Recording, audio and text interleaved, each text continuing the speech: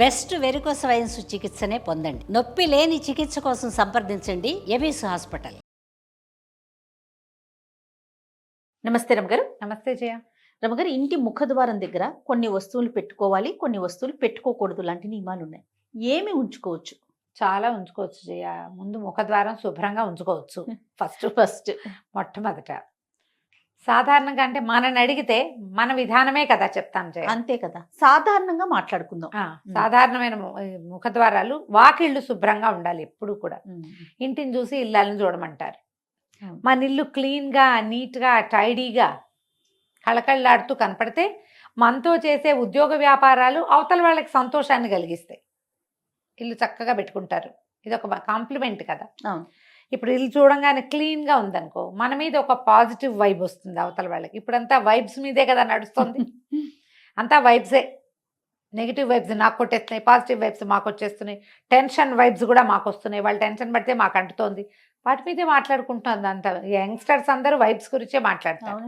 చాలా positive vibes వస్తాయి నన్ను చూస్తే. అలాగే జరుగుతుంది. మన ఇల్లు కూడా పాజిటివ్ వైబ్ వచ్చేలాగా వాకిలి ఉంచుకోవాలి. ఎప్పుడో కిందటి పండక్కి 2 నెలల క్రితం కట్టిన మామిడి తోరణాలు తీరు, తాళ్ళు కడతారు, అవి తీయరు.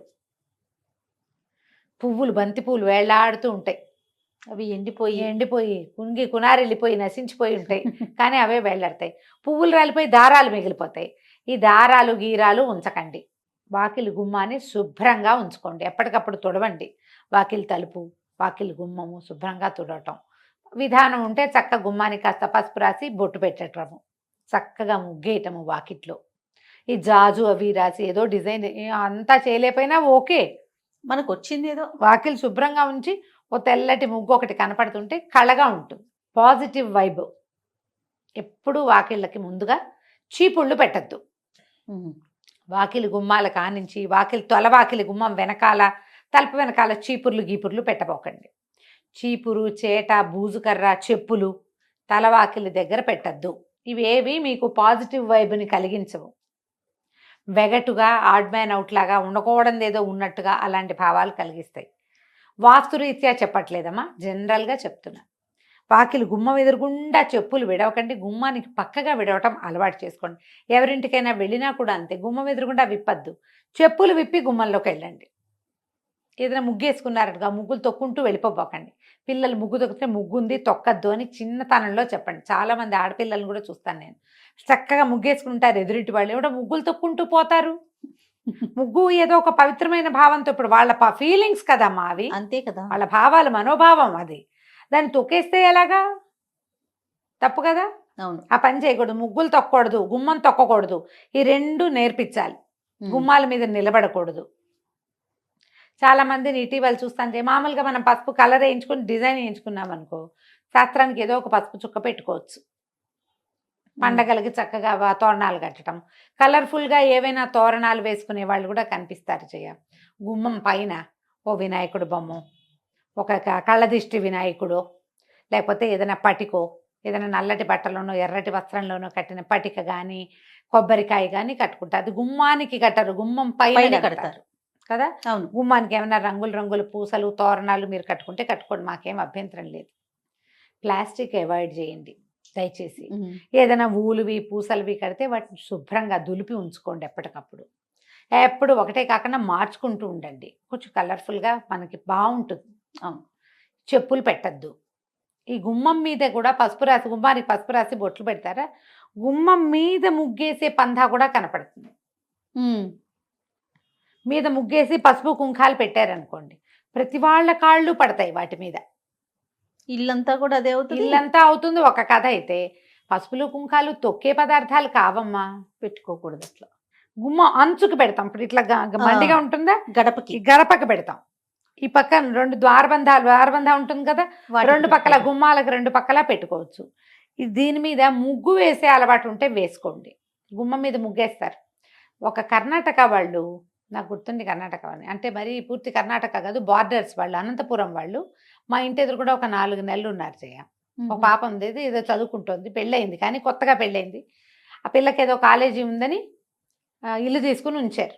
వాళ్ళ అమ్మగారు ఉండేవారు. పొద్దుటి పూట ఆవిడ శ్రద్ధగా బాస్పెట్లు వేసుకుని గుమ్మం దగ్గర కూర్చుని గుమ్మం తుడిచి ఓల్డ్ అంతసేపు వేసేవాళ్ళు ముగ్గు. బొట్లు పెట్టి ఒక అగరత్తు వెలిగించి ద్వార గౌరి గడప గౌరికి పూజ చేసేవారు ఎవ్రీడే. అబ్బా, ఎవ్రీడే చూసాను జయ నేను. వాళ్ళ పద్ధతి అది. వాళ్ళ పద్ధతి నాకు భలే సంతోషంగా ఉండేది, బాగుండేది. మనం కూడా చేద్దంటే మనకు ఆ పందా లేదు అసలు. గడప గౌరి అని ఒక నోము ఉంది, ఏడాది పాటో 2 ఏళ్ళ పాటో చేస్తారు, నాకు బాగా తెలియదు. కానీ గడప గౌరి నోము అని ఉంది, రోజు గడపకు బొట్టు పెట్టాలి. లక్షణంగా వేసేవాళ్ళు. ఇప్పుడు కూడా లక్షణంగా ముగ్గులు వేసేవాళ్ళు మా కింది ఇళ్ళలో అందరి చోట్ల ఉన్నారు, అందరు వేసుకుంటారు. చాలా మంది సింహభాగం వేస్తారు అనుకో, అందరూ వేసుకుంటారు. శుభ్రంగా ఉంచేటప్పుడు పిల్లలకి చెప్పులు పక్కన విడవాలని అలవాటు చేయండి. ముగ్గు తొక్కద్దు, గుమ్మం తొక్కద్దు నేర్పించండి. ఇప్పుడు ఇవి పెట్టాల్సినవి ఏం పెట్టాలి గుమ్మం దగ్గర అంటే ఒక్కొక్కళ్ళు ఒక్కొక్క విధానం చెప్తారు. ఈ పూజా టీవీ, భక్తి టీవీ, పుస్తకాలు, వాటన్నిట్లలో కూడా మనకేం కనపడుతుంది, ఈ గుమ్మం మీద పాల చుక్కలు వేయండి. అటు ఇటు పాల చుక్కలు వేస్తే లక్ష్మీదేవి ఇంట్లోకి వస్తుంది. నేనైతే నమ్మనమ్మా, మీరేమనుకోకండి. నేను వినలేదు రమ్మగారు. ఓకే. పాల ప్యాకెట్ కట్ చేసి 2 చుక్కలు పోస్తారు, ఆ పాలు ఇట్లా ప్రవహిస్తాయి. పాలు పొంగినట్టు స్త్రీలు పొంగుతాయిట. ఏం పొంగుతాయో, పచ్చి పాల చుక్కలు మీరు గుమ్మం మీద వేయటం వల్ల చీమలు దోమలు చేరుతాయి. మొదటిది. ముసమలు చేరుతాయి. రెండోది, కాస్త ఎక్కువ పోసారంటే కాలు జారి పడతారు. మూడోది, ఇల్లంతా పాల వాసన ఉంటుంది. నాలుగోది, పాలు నేల మీద పోయకూడని వస్తువులలో ప్రధానమైనవని దయచేసి తెలుసుకోండి. పంచామృతాల్లో ఒకటి పాలు. పసుపు కుంకాలు మంగళ ద్రవ్యాలు, అవి నేల రాలకూడదు. నెంబర్ 1. పాలు, పెరుగు, నెయ్యి, పంచదార, తేనె, ఇవి పంచామృతాలు. పాల కడలిలో అమ్మవారు పుట్టింది. వాకిట్లో పాలు పోస్తే పుట్ల, అది చెయ్యొద్దు.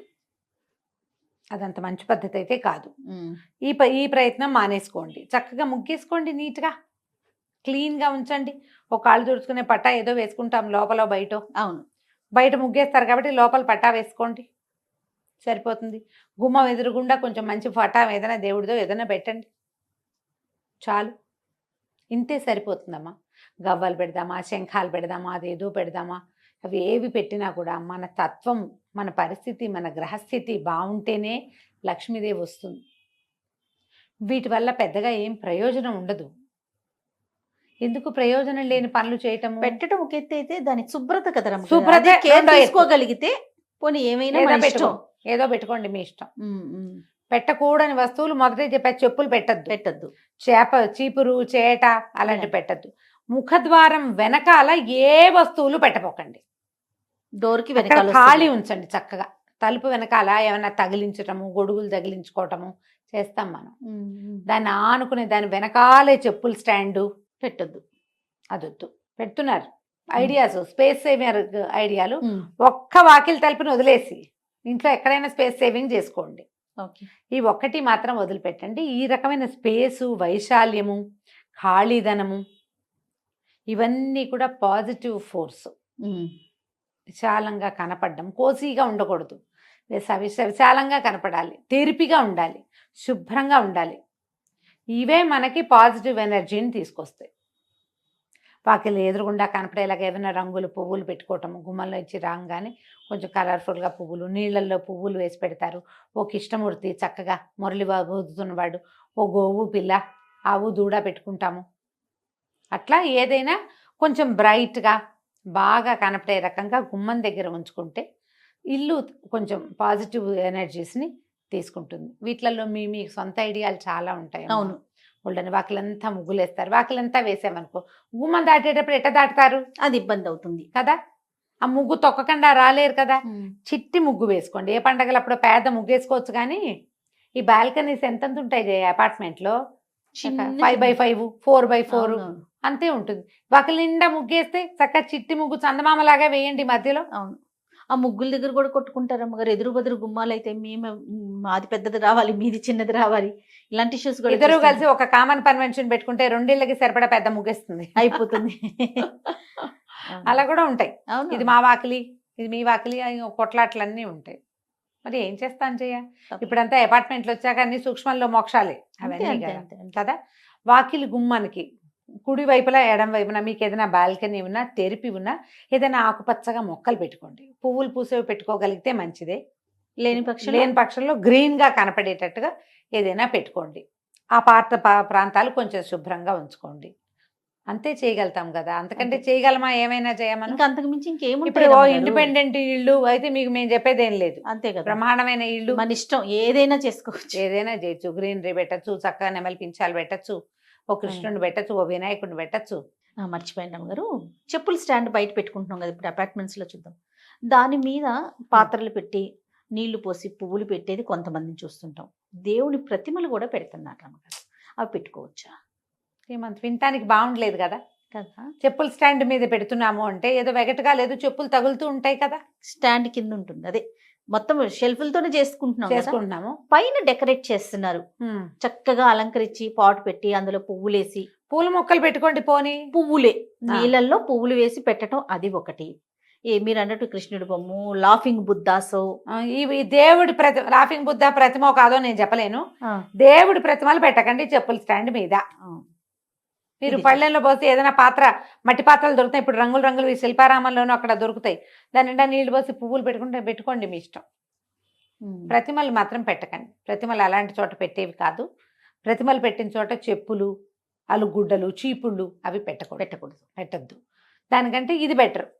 పువ్వులు ఏదైనా డెకరేటివ్ ప్లాంట్స్ పెట్టుకోవచ్చు కదా, పువ్వులు కూడా కాకుండా. ప్లాస్టిక్ అంటారా? ఎందుకు కాదు, ఇప్పుడు మనకి చక్కగా ప్లాంట్స్ ఆటే ఎండరాని చోట మనం పెట్టుకునేందుకు 30 రకాల మొక్కలు వచ్చాయి కదమ్మా ఇప్పుడు.